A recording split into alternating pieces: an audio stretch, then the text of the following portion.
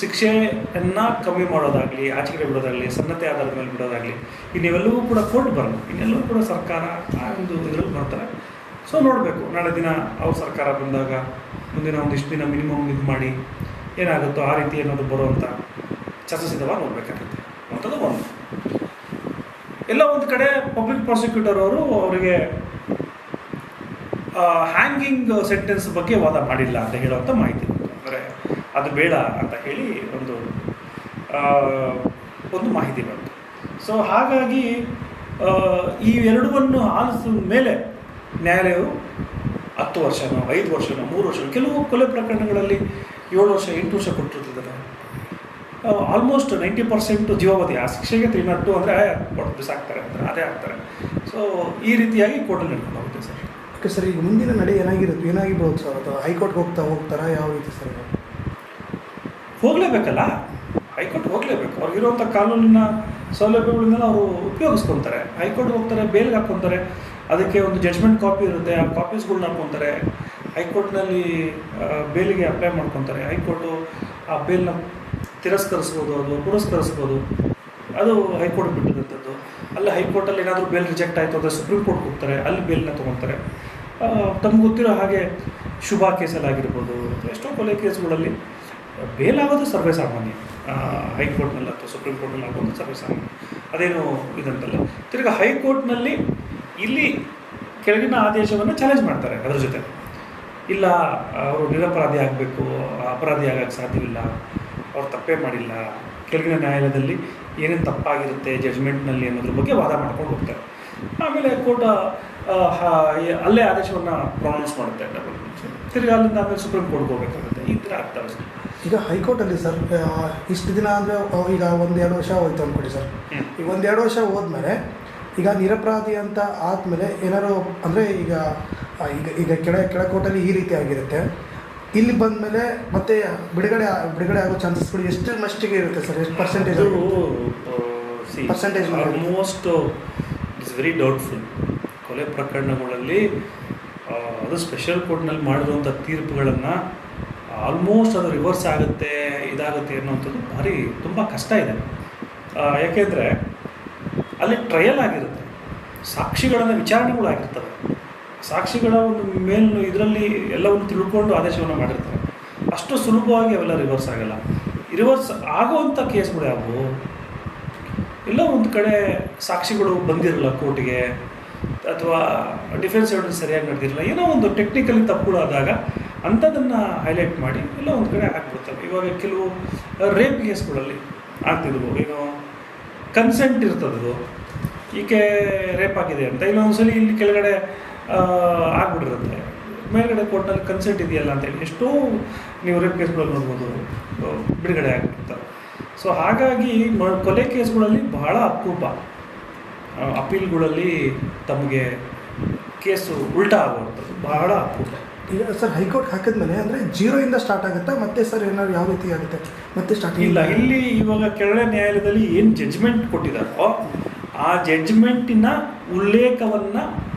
ಉಲ್ಲೇಖ ಆಗಿರೋದ್ರ ಬಗ್ಗೆ ಮಾತ್ರ ವಾದ ವಿವಾದಗಳಾಗ್ತವೆ ಹೊರತು ಇಂಥವ್ರು ಹಿಂಗಂದ್ರು ಅಂಥವ್ರು ಹಂಗಂದ್ರು, ಇಲ್ಲಿ ಏನು ತಪ್ಪಾಗಿದೆ, ಅದರಿಂದ ಏನು ತಪ್ಪಾಗಿದೆ ಅನ್ನೋದು ನೀವು ಹೇಳಬೇಕಾಗುತ್ತೆ ಅಪೀಲ್ನಲ್ಲಿ. It's an appeal. ಇಲ್ಲಿ ಆಗಿರೋ ತಪ್ಪೇನಪ್ಪ, ಅಂಥದ್ದೇನಾಗಿದೆ ಅನ್ನೋದನ್ನ ಹೈಲೈಟ್ ಮಾಡಬೇಕಾಗತ್ತೆ.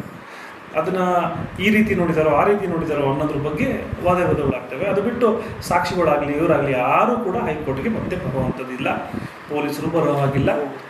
ಬರೀ ಹೈಕೋರ್ಟಿನ ಪಬ್ಲಿಕ್ ಪ್ರಾಸಿಕ್ಯೂಟರು, ಆರೋಪಿಯ ಪರ ವಕೀಲರು ಮತ್ತು ನ್ಯಾಯಾಧೀಶರು ಇಷ್ಟೇ ಇರ್ತಾರೆ ಹೊರತು ಇನ್ಯಾವುದು ಕೂಡ ಏನೂ ಇರಲ್ಲ. ಈಗ ಸರ್ ಈಗ ಹೈಕೋರ್ಟ್ಗೆ ಹಾಕ್ತಾರೆ, ಒಂದು 2-3 ಇಯರ್ಸ್ ಆದಮೇಲೆ ಅವ್ರಿಗೆ ಮತ್ತೆ ಜೀವಾವಧಿ ಅಂತಲೇ ಆಗುತ್ತೆ. ಆದಮೇಲೆ ಅಲ್ಲಿಂದ ಡೇಟ್ ಸ್ಟಾರ್ಟ್ ಆಗುತ್ತೆ ಸರ್? ಇವಾಗಿಂದ ಇಲ್ಲ, ಡೇಟ್ ಅಂದರೆ ಶಿಕ್ಷೆಯ ಪ್ರಮಾಣದ ಡೇಟಾ? ಪ್ರಮಾಣ ಬೇಲ್ ಆಗೋಕ್ಕಿಂತ ಮುಂಚೆ ಮೊದಲು ಅರೆಸ್ಟ್ ಆಗಿರ್ತಾರಲ್ಲ, ಅಲ್ಲಿಂದನೂ ಕೂಡ ಮತ್ತೆ ಸುಪ್ರೀಂ ಕೋರ್ಟಲ್ಲಿ ಕ್ಯಾನ್ಸಲ್ ಆಯ್ತಲ್ಲ, ಅವಾಗ ಒಂದು ತಿಂಗಳಿಲ್ಲ, ಎಲ್ಲವೂ ಕೂಡೀಕರಿಸ್ಕೊಂಡ್ಬಿಟ್ಟೆ ಜೀವಾವಧಿ ಶಿಕ್ಷೆ 14 ವರ್ಷ 16 ವರ್ಷ ಏನಿರ್ತಾವೋ ಅವೆಲ್ಲವೂ ಕೂಡ ಕೂಡೀಕರಿಸ್ಕೆ ಆಗ್ತವೆ. ಮತ್ತು ಪೆರಲ್ ಸಿಗೋದು ಅಂತ ಅಷ್ಟೇ. ಅವರು ಇವಾಗ ಜೈಲು ಹೋದ ತಕ್ಷಣ 1 ತಿಂಗಳು 2 ತಿಂಗಳು ಮನೆ ಕಳಿಸ್ಕೊಡ್ತಾರಲ್ಲ ಜೈಲಿಂದ, ಅದು ಯಾವಾಗಿಂದ ಪ್ರಾರಂಭ? ಮಿನಿಮಮ್ 3 ವರ್ಷ ಆಗಿರಬೇಕು, ಮಿನಿಮಮ್ 3 ವರ್ಷ ಸಜಾ ಹೊಡೆದಿರಬೇಕು, ಆಗ ಪೆರಲ್ಗೆ ನಿಮಗೆ ಅರ್ಹತೆ ಬರುತ್ತೆ. ಕೆಲವು ಕೆಲಸಗಳು ಇದರಲ್ಲೇ ಎಮರ್ಜೆನ್ಸಿ ಇದರಲ್ಲಿ ತಂದೆ ತಾಯಿಗೆ ಏನೋ ಆಗೋಯಿತು, ಆ ಸ್ಪೆಷಲ್ ಪ್ರಾವಿಷನ್ ಕೋರ್ಟ್ ಪರ್ಮಿಷನ್ ತೊಗೊಂಡು ಹೋಗ್ಬೋದು. ಆದರೆ ಅದು ಪ್ರಾರಂಭ ಆಗುವಂಥದ್ದೇ ನೋಡ್ಬೋದು. ತಾವು ಸಂಜಯದ ಕೇಸಲ್ಲಿ ನೋಡಿದ್ವಿ, ಒಂದೇ ಸರಿ ಶಿಕ್ಷೆ ಪ್ರಮಾಣವನ್ನು ಅಲ್ಲಿಂದ ಇಲ್ಲಿ ಗಿಡಿಸೇಬಿಟ್ಟು ಮತ್ತು ಆತ ಇದು ಮಾಡೋದನ್ನೆಲ್ಲ ಕಳಿಸಿ ಬಿಡುಗಡೆ ಈ ರೀತಿ ಆಗಿರ್ತಾರೆ. ಅವೆಲ್ಲವೂ ಕೂಡ ಇನ್ನು ನ್ಯಾಯಾಲಯದ ವಿಚಾರಣೆಯಲ್ಲಿರಲ್ಲ. ಅವೆಲ್ಲವೂ ಕೂಡ ಜೈಲ್ ಅಥಾರಿಟಿ ಮತ್ತು ಜೈಲಿನ ಒಂದು ಇದು ಮತ್ತು ಸರ್ಕಾರದ ಅಥಾರಿಟಿ, ಗವರ್ನರ್ ಅಥಾರಿಟಿ, ಇವೆಲ್ಲವೂ ಕೂಡ ಇವಾಗ ಬರ್ತವೆ. ಶಿಕ್ಷೆಯನ್ನು ಕಮ್ಮಿ ಮಾಡೋದಾಗಲಿ, ಆಚೆಗೆ ಬಿಡೋದಾಗಲಿ, ಸನ್ನತೆ ಆಧಾರದ ಮೇಲೆ ಬಿಡೋದಾಗಲಿ, ಇನ್ನಿವೆಲ್ಲವೂ ಕೂಡ ಕೋರ್ಟ್ ಬರಲ್ಲ. ಇನ್ನೆಲ್ಲವೂ ಕೂಡ ಸರ್ಕಾರ ಆ ಒಂದು ಇದರಲ್ಲಿ ಬರ್ತಾರೆ. ಸೊ ನೋಡಬೇಕು, ನಾಳೆ ದಿನ ಅವ್ರ ಸರ್ಕಾರ ಬಂದಾಗ ಮುಂದಿನ ಒಂದಿಷ್ಟು ದಿನ ಮಿನಿಮಮ್ ಇದು ಮಾಡಿ ಏನಾಗುತ್ತೋ ಆ ರೀತಿ ಏನಾದರೂ ಬರುವಂಥ ಚರ್ಚಿಸಿದವ ನೋಡಬೇಕಾಗುತ್ತೆ. ಓಕೆ ಸರ್, ಈಗ ಒಬ್ಬ ಅಡ್ವೊಕೇಟ್ ಆಗಿ ಒಬ್ಬ ಎಷ್ಟು ಹೆಮ್ಮೆ ಇದೆ ಸರ್ ಈ ಕೇಸ್ ಬಗ್ಗೆ? ಸರ್, ಇದು ಹೆಮ್ಮೆ ಅನ್ನೋದಕ್ಕಿಂತ, ಅಡ್ವೊಕೇಟ್ ಅನ್ನೋದಕ್ಕಿಂತ ಸಮಾಜದಲ್ಲಿರುವಂಥ, ಭಾರತದಲ್ಲಿ ಅದು ಕರ್ನಾಟಕದಲ್ಲಿ ಇರುವಂಥ ಒಬ್ಬ ವ್ಯಕ್ತಿಯಾಗಿ, ಲಾಯರ್ ಆಗಿ ನಮ್ಮ ನ್ಯಾಯಾಲಯ ಸಮಾಜವನ್ನು ಕಾಪಾಡ್ತಾ ಇದೆ, ಕಾಪಾಡುತ್ತೆ, ಮುಂದಿನೂ ಕಾಪಾಡ್ಕೊಂಡು ಹೋಗುತ್ತೆ. ಆ ಒಂದು ಪ್ರೊಫೆಷ್ನಲ್ ನಾವು ಇದ್ದೀವಿ ಅನ್ನೋ ಒಂದು ಎಲ್ಲೋ ಒಂದು ಕಡೆ ಸಂತೋಷ ಇದೆ. ಮತ್ತು ಇವನ್ನೆಲ್ಲವೂ ಕೂಡ ನಾವು ಓದ್ಕೊಂಡಿದ್ದೀವಿ, ನೋಡ್ಕೊಂಡಿದ್ದೀವಿ, ಇದ್ರ ಬಗ್ಗೆ ವಿಚಾರ ಗೊತ್ತು, ಅರ್ಥ ಮಾಡ್ಕೊಳ್ಳೋ ಶಕ್ತಿ ಆ ದೇವ್ರು ಕೊಟ್ಟಿದ್ದಾನೆ. ಮತ್ತು ಆ ನ್ಯಾಯಾಲಯ ಅಂತ ಹೇಳ್ತೀವಿ, ಆ ಕೋರ್ಟ್ ಅಂತೀವಿ, ಆ ನ್ಯಾಯಾಧೀಶರು ಅಂತೀವಿ, ದಿನ ಬೆಳಗ್ಗೆ ಆದರೆ ಅದನ್ನ ನೋಡ್ಕೊಂಡು ಓಡಾಡ್ತೀವಿ. ಅಲ್ಲಿ ಒಳಗಡೆ ಆ ಕೋಣೆಯಲ್ಲಿ ಆಗುವಂಥ ಒಂದು ಆದೇಶ ಇಡೀ ಸಮಾಜವನ್ನು ಇಷ್ಟು ಚೆನ್ನಾಗಿ ತಿದ್ದುಬಿಡುತ್ತಲ್ಲ, ಇಷ್ಟು ಚೆನ್ನಾಗಿ ಸರಿಪಡಿಸ್ಬಿಡುತ್ತಲ್ಲ ಅನ್ನುವಂಥ ಒಂದು ಗೌರವ ನನಗಿದೆ ಸರ್. ಈಗ ಜನಸಾಮಾನ್ಯರಿಗೆ ಸರ್ ಒಂದು ನಂಬಿಕೆ, ಅಪ್ಪ ಅದು ಕೋರ್ಟಪ್ಪ ನಾವು ನ್ಯಾಯ ಕೊಡ್ತು, ದೊಡ್ಡವರು ಚಿಕ್ಕವರು ಅಂತ ನೋಡಲಿಲ್ಲ, ಒಂದು ನ್ಯಾಯ ಕೊಡ್ತು ಅಂತ ಹೇಳ್ಬಿಟ್ಟು ಈ ರೀತಿಯ ಒಂದು ಕೇಸ್ಗಳಲ್ಲಿ ಒಂದು ನಂಬಿಕೆ ಬರ್ತಾ ಇದೆ ಸರ್. ಖಂಡಿತವಾಗ್ಲೂ ಸರ್. ಈಗ ತಾವು ನೋಡ್ತಾ ಇರ್ಬೋದು, 1 ವರ್ಷದ 2 ವರ್ಷದಿಂದನೂ ಕೂಡ ಬಹಳಷ್ಟು ಜಡ್ಜ್ಮೆಂಟ್ಗಳು ಕೂಡ ತುಂಬ ಅದ್ಭುತವಾಗಿ ಬರ್ತಿರೋದ್ರಿಂದ ಜನರಿಗೆ ಬಹಳ ನಂಬಿಕೆ ಇದೆ. ಸೊ ನಾನು ಇನ್ನೊಂದು ಉದಾಹರಣೆ ಹೇಳ್ತೀನಿ. ಕೋರ್ಟ್ ಅಂತಲ್ಲ, ನನ್ನ ಹತ್ರ ಕೆಲವು ಕಕ್ಷಿದಾರಗಳು ಬರ್ತಾರಲ್ಲ, ಲಾಯರ್ ಅಂದ್ರೇ ಒಂದು ಇಂಪ್ರೆಷನ್ ಇದೆ. ಅಂದರೆ ಲಾಯರ್ ಆಗಿ ಹಿಂಗೆ ಮಾಡ್ಬೋದಾ, ಲಾಯರ್ ಆಗಿ ಹಿಂಗೆ ಹೇಳ್ಬೋದಾ ಅನ್ನೋ ಆ ಒಂದು ಗೌರವ ಇದೆ ಜನರಿಗೆ. ಅದು ತಾವು ಹಳ್ಳಿ ಕಡೆ ಹೋಗ್ಬಿಟ್ರೆ ಇನ್ನೂ ಕೂಡ ಜೀವ ಇದೆ ಸರ್.